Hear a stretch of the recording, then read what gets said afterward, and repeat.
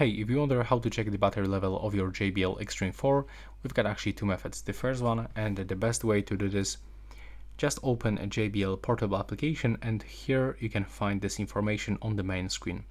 So as you can see, in my case, it's actually 98% of the battery. And this second way is also really simple.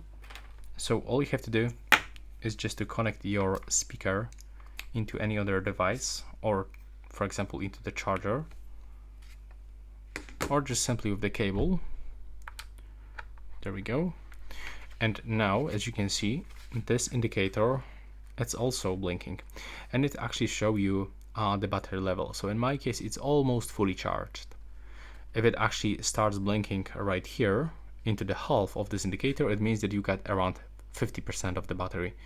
If it is blinking right here at the bottom, it means that you've got probably like 20% or something like this.